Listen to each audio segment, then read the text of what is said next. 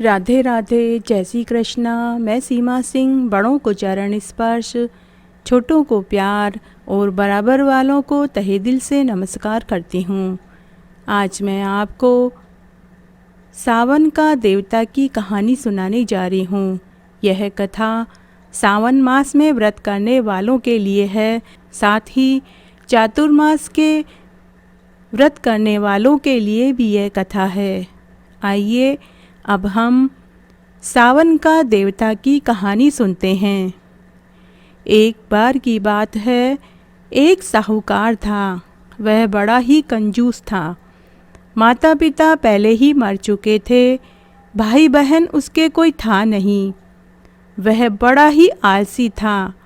न तो वह स्नान करता था, न ही कोई पूजा पाठ करता था, न ही कोई व्रत और उपवास करता था। ऐसे ही उसकी पूरी जिंदगी निकल गई। कभी उसने अपने जीवन काल में भगवान का नाम तक नहीं लिया। तब एक दिन उसका काल आया और वह मृत्यु को प्राप्त हो गया। यमदूत उसे लेकर धर्मराज जी के पास गए। धर्मराज जी ने चित्रगुप्त जी से उसके कर्मों का लेखा जोखा पूछा। तब चित्रगुप्त जी ने अपना बही खाता खोलकर उसके जीवन का लेखा जोखा पढ़कर सुनाया कि महाराज, इस व्यक्ति ने अपने जीवन काल में कोई अच्छा काम नहीं किया। न तो इसने कोई दान पुण्य किया, ना ही कोई व्रत उपवास किया। यहाँ तक कि इसने अपने जीवन काल में भगवान का नाम तक नहीं लिया। तब धर्मराज जी ने ब्रह्मा जी से कहा। तब ब्रह्मा जी ने कहा कि इसे किसी न किसी योनि में तो पुनः जन्म देना ही पड़ेगा। तब ब्रह्मा जी ने उसे कुत्ते की योनि में डाल दिया। मृत्युलोक में उस साहूकार को कुत्ते का जन्म मिला। उस कुत्ते की माँ उसे जन्म देकर ही मर गई। अब वह कुत्ते का पिल्ला बिना दूध के, बिना रोटी और पानी के पड़ा रहा और कुछ दिनों के पश्चात वह सड़ कर मर गया। पुनः यमदूत उसे लेकर धर्मराज जी के पास पहुँचे और यमदूतों ने कहा कि हे महाराज, यह तो वापस मर गया है। तब धर्मराज जी ने ब्रह्मा जी से कहा। तब ब्रह्मा जी ने कहा कि इसे फिर से कोई ना कोई जन्म तो देना ही पड़ेगा, ताकि यह अपने कर्मों का फल भोग सके। तब धर्मराज जी ने उसे वापस बंदर की योनि में डाल दिया। अब वह बंदर बनकर वन वन में भटकने लगा। उसे कोई ऐसा वृक्ष नहीं मिलता जिस पर कोई फल लगा हो, और वह जहाँ भी जाता उसे कहीं पानी का स्रोत नहीं मिलता। न उसे कोई रोटी देता, न केले और चने देता। वह भूखा प्यासा वन वन भटकता रहा। तब सावन का महीना आया। कुंवारी लड़कियां सावन के सोमवार के व्रत करती थी और व्रत खोलने के लिए किसी उपवन व वाटिका में जाती थी। पुए, पकौड़ी, पूड़ी, सब्जी, अचार और मिठाइयाँ लेकर अपना व्रत खोलने के लिए बहुत सी महिलाएं और लड़कियां झुंड बना करके वन और उपवन में पहुंची। यह माहौल ऐसा लग रहा था जैसे कोई उत्सव हो, कोई समारोह हो।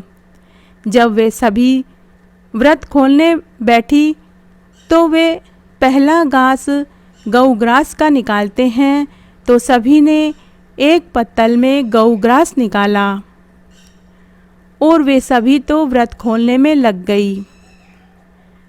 तभी वहाँ वह बंदर पहुँचा। वह भूख से व्याकुल था। उसने गौग्रास वाला भोजन कर लिया और थोड़ी देर के बाद ही वह मर गया।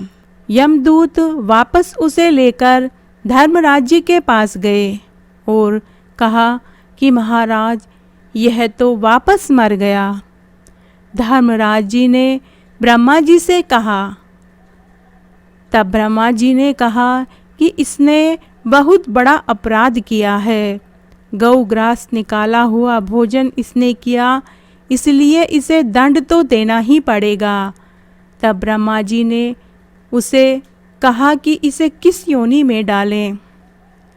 तब धर्मराज जी बोले कि भगवान, कोई ना कोई योनि में तो इसे डालना ही पड़ेगा। तब ब्रह्मा जी ने उसे गोबर में पड़ने वाला कीड़ा बना दिया। अब वह गोबर में सड़ रहा था।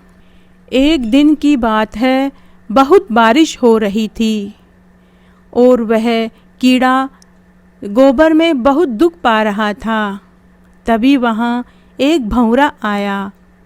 उस भंवरे को गोबर में पड़े उस कीड़े पर बहुत दया आई।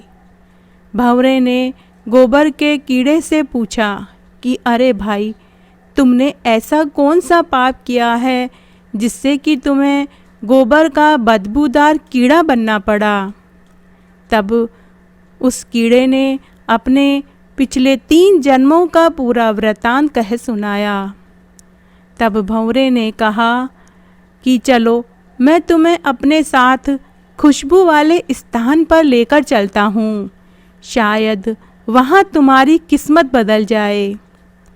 तब गोबर के कीड़े ने कहा कि अरे भाई, तुम तो उड़ना जानते हो, मगर मैं उड़ नहीं सकता।